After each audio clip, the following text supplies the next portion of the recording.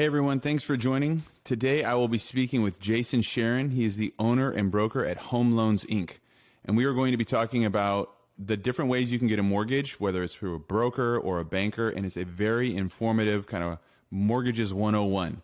So the thought for the day, if you're thinking of getting a mortgage, or even if you've gotten a mortgage before and you're looking to refi, take a listen because you want to know where to go and what the differences really are.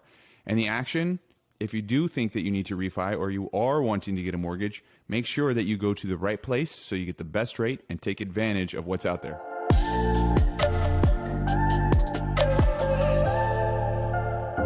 All right, everyone, thanks for joining us. Thank you, Jason, for being here with us. Hey, thanks for having me. It's a lot of fun. All right, I'm looking forward to it. I really think what you're going to share for a lot of people, including myself, is new news and kind of parses out the mortgage kind of landscape well.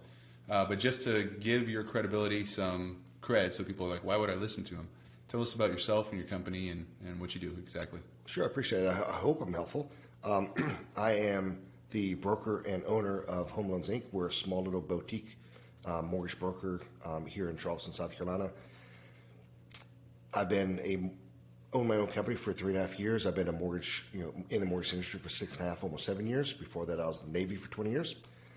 As far as credibility, this week, big news, I was featured and published on Forbes, which was pretty exciting. Mm-hmm. I've written 3 books on mortgages, about to publish my 4th, and Forbes picked up one of my books and wanted to discuss it.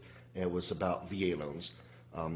About a month or 2 ago, I was featured on Yahoo Finance, and last year I was on the Money.com best lender list. So I don't know that I'm great, but a couple people out there think I am.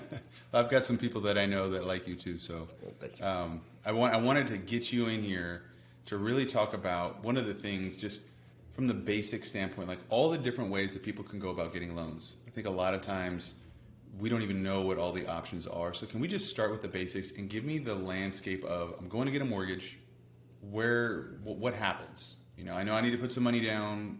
What are my options? Sure. So if you get nothing else out of this discussion, you go with somebody that you know, like, and trust. And if you don't know, like, and trust anybody, you go with somebody that's referred to you from somebody you know, like, and trust. Right. Big picture, there's 4 broad strokes of where you could get a mortgage. The first that most people think of is a bank, a depository institution, someplace you go and open a savings account and put money into, like Wells or Bank of America or Navy Fed or someplace like that.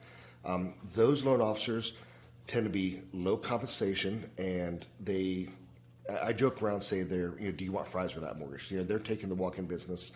They don't have to be licensed with the National Mortgage Licensing System. They only have to be registered, which means they don't have to do the pre-licensing education. They don't have to do continuing ed. They don't need to do background checks. They just need to be there working at a bank. Second place that you get a mortgage is from one of the online places. Obviously, the elephant in the room is Rocket Mortgage. They're the biggest out there. Their fees are stupendously high and rates. They're not a smart place for consumers, but they're an amazing marketing machine. Mm-hmm. They're a marketing company that sells mortgages, really what they are. There's Loan Depot, Guaranteed Rate, those type of places, and those loan officers are online lead chasers, right? They're just pounding the phone 8 hours a day. I just hired a guy from Rocket 90 days ago, and whenever he came over, I was interviewing him, and he said he had 90 seconds from the time he got the phone connected to where he had to have a Social Security number. If he didn't have a Social Security number in 90 seconds, he needed to end the call and move on to the next lead, or he got dinged in his reviews. Wow. So the third place that you can get a mortgage from is a non-depository institution, like a Guild or a Movement Mortgage, or one of those places you see driving up and down, whatever main road you're in your city. And those loan officers tend to be very talented individuals. They usually work off of referrals, so they're good personalities. They're usually smarter than the online places and the depository places. But those type of places are high rates and high fees. So you're going to get good service, but you're going to pay for it for the next 30 years on your mortgage. Mm-hmm. The fourth main place that you get from is from a mortgage broker like myself. So as a mortgage broker, I work for the client. I don't work for the bank. I don't work for the lender. I don't work for anybody except for the client. I'm licensed by the regulatory authority here in South Carolina for the Department of Consumer Affairs. I'm not licensed by the banking financial institution. I'm licensed to work for the client, just like the real estate agent is. I have a fiduciary responsibility to the clients. You can call me and I could broker you to Rocket Mortgage. I would never do that unless I really don't like you, but I could do that.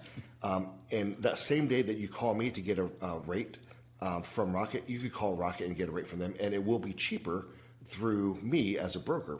And the reason for that is the cost of a mortgage. So, a mortgage is a product, right? You could call it a commodity.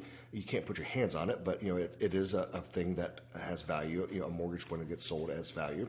So the cost of creating a mortgage, the biggest cost is compliance. Just like we were talking earlier about compliance in your industry, mortgage, I have to prove, and the lender has to prove and save in the file, even if it never gets looked at for the next 30 years, I have to prove that we complied with all the different federal and state laws. So as a mortgage broker, I own the compliance for the origination, the starting, the sales of the loan, and the processing or the handling of the loan.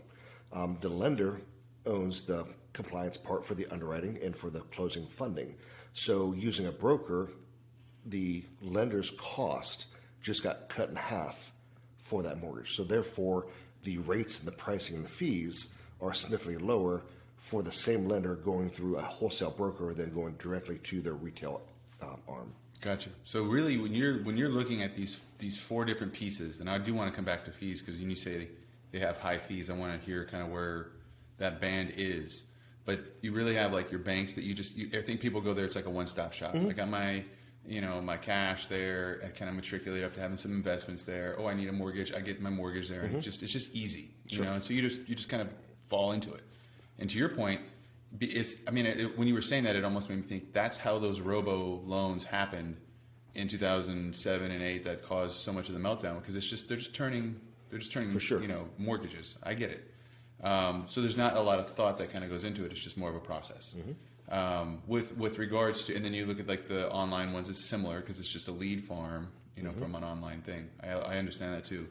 The movement one is interesting because it tends to, my mind starts to think that's where your realtor is connecting you to these people because a lot of times they're connected very closely with real estate companies, right? So what you have there is what's called a marketing service agreement or MSA, to where that lender agrees to co-market, quote unquote co-market, pay money towards advertising with that real estate firm in order to be their first, their go-to lender.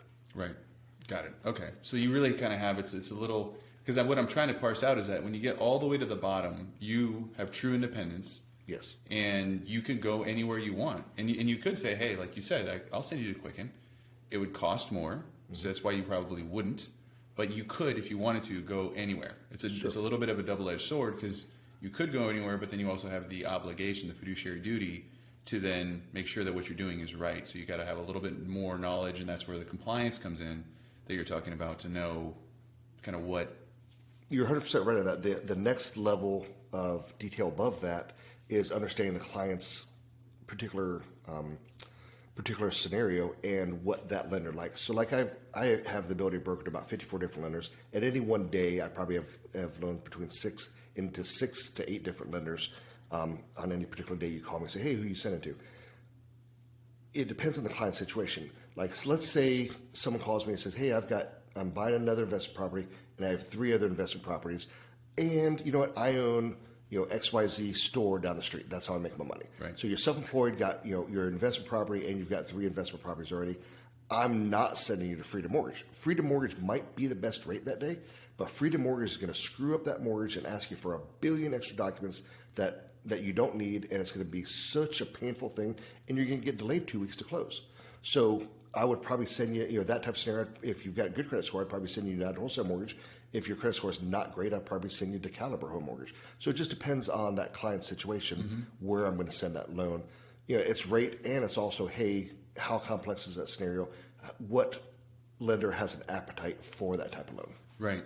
So you're using some of these different companies, and I know in my mind, and I'm sure other people have this question too, like, is there ever a liability to me to use a company that I don't know? So I think some people, though, like, I got to go with Wells, I got to go with these names I've heard of, Movement. Like, I've heard of them, I know they're out there, let's say I've never heard of Freedom. Is there a risk to me to use a mortgage company that just isn't marketed well that you may not necessarily know? So the risk is performance during the closing. Right? Is the loan going to get? Are the conditions going to get cleared and closed on your timeline to get that loan closed? After it closes, nobody really cares. Some people do, and some people drink that Kool-Aid, but almost all mortgages are sold. There's only a handful of places that have "quote unquote" unlimited funds that don't sell the servicing. But servicing a mortgage is a completely different industry than the origination and closing of the mortgage. So some people do hang on that, hey, I want to close and I don't want my mortgage to be sold. Well, if that's the case, you got to go with Wells, you got to go with Rocket, or you got to go with somebody like Freedom on a government loan. There's just not, Home Point doesn't sell their servicing. Just some huge company, United Wholesale Mortgage doesn't sell.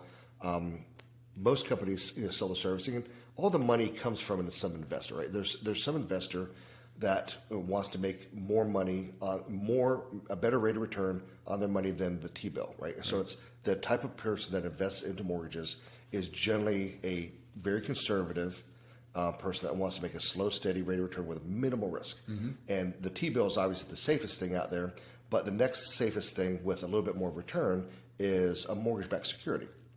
So people are investing in mortgage-backed securities, hedge fund managers, and you know more about this than I do. But there's a particular type of investor that wants that type of return. The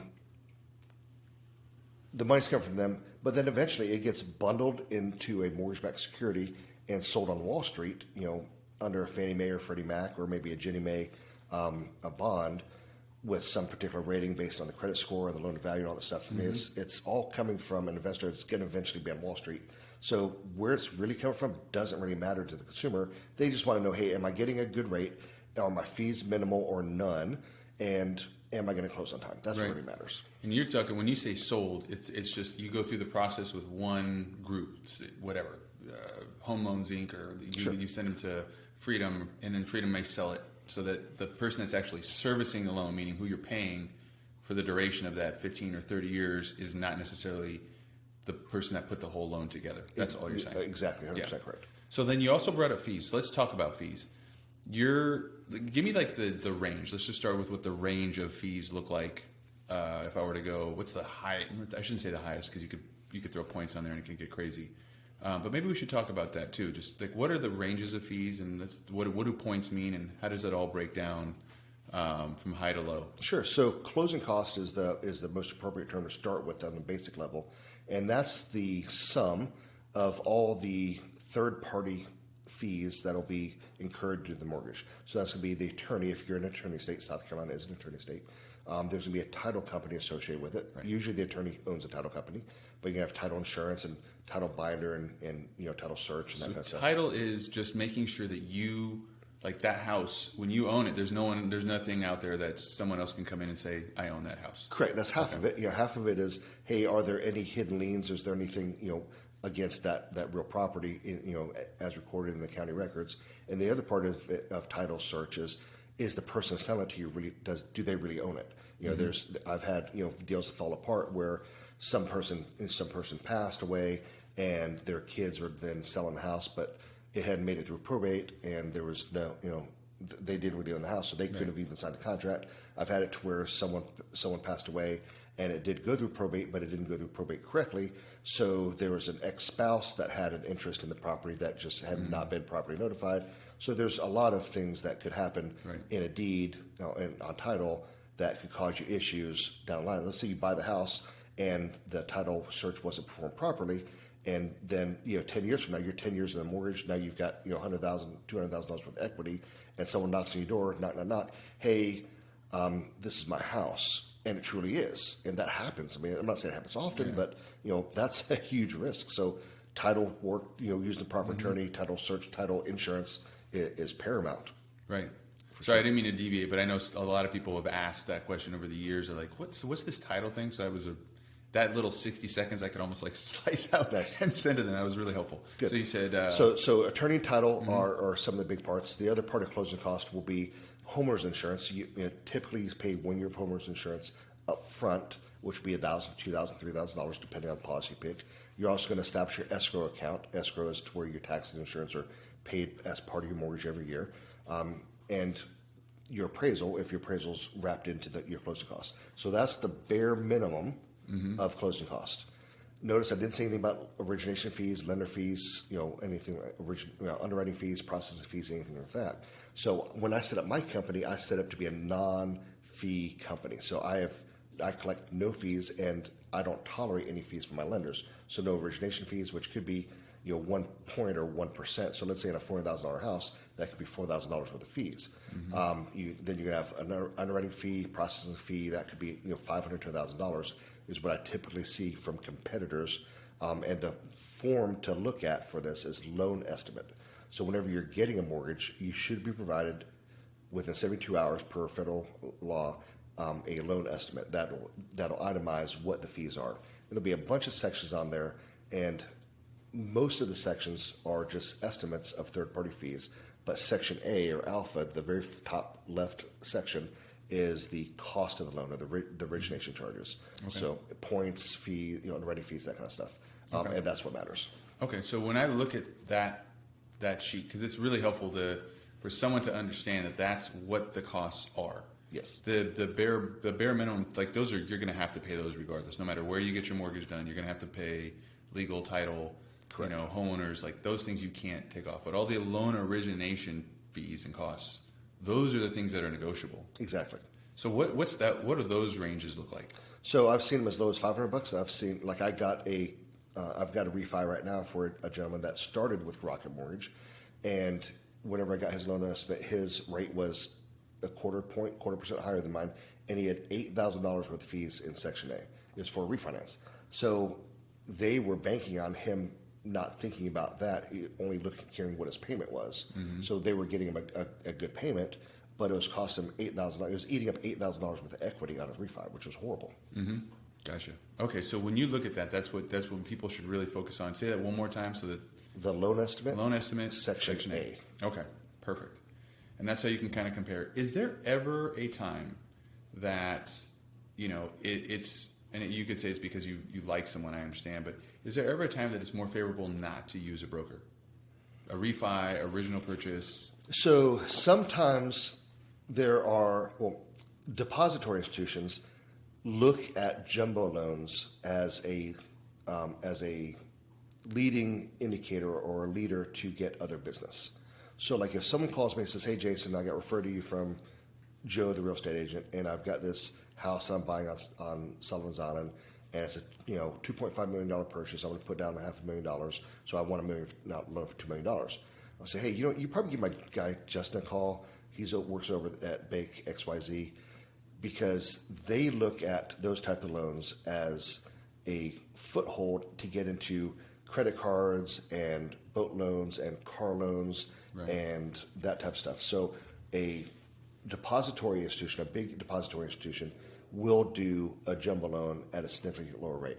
Also, like if someone calls me for a land loan, usually I tell people I'm not competitive land loans. I could do them, but I say if you call a Ag South type credit union or a farmer merchant bank type credit union in that specific county, you'll probably get better terms because they understand the county, they understand that type of loan product. Right. So it's not a one size fits all, but it's a one size fits 99% of the loans out there. Right. And there's a couple weird outliers.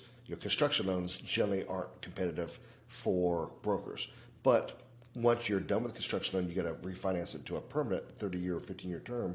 Then come back to the broker, and they're going to smoke whoever else you're talking to. Gotcha. No, that's super helpful because it helps me kind of, for people that are listening, kind of delineate where you may necessarily, whatever the amount that you may want to have is. But people do a lot of different types of mortgages or need loans for a lot of different things, and knowing kind of when it may make sense to go in which direction is helpful. But I do, to your point, the ability to cut out that fee, even though the payment may look better, you're just eating into your equity. Sure. So let's say someone wanted to spend, like, specific example yesterday, a gentleman reached out to me and said, "Hey, I'm getting quoted this. What rate could you give me?" And I was actually a quarter point higher than what he was being quoted. I said, okay, well, that sounds like a good rate. What's the cost of that rate? Pull up your loan estimate, tell me what's in Section A. And he had, I think, $1,700 in Section A. And that $1,700 was buying him down to the quarter point. He would have been, without it, he would have been an eighth of a point higher than me, but it was buying a quarter point lower, and that was saving him $17 a month. So it's going to take him 100 months of saving $17 a month to recoup that $1,700 bucks. Mm-hmm. So I'm like, are you going to have this house for 100 months? Is there someplace better you would put that $1,700 that's going to make you more than $17 a month? And he's like, I hadn't thought about that, Jason. That this makes perfect sense. Right. So this really comes down to that one kind of section and then kind of finding that break even. Exactly. And if you're going to stay there forever and it doesn't matter, fine. Yeah. But I think a lot of times, to your point, people move a little bit more frequently than they think. Yeah, absolutely. The average, 5 years ago, the average mortgage length was 8 to 10 years. The average mortgage now is like 4 to 5 years. Mm-hmm. Because people are refinancing, and I think it's going to get even shorter term because the amount of equity growth that we've got in the country right now. That last year to this year, your $400,000 house last year is worth $450 to $480 now. Right. I mean, that's a lot of capital that you could be doing something with. You could leverage, do a cash out refinance, go leverage that money, invest it with you, pay off debt, pay for college, whatever it is, do something better than what you're using that mortgage for. That's a really good point. I think everyone should invest with me. Exactly.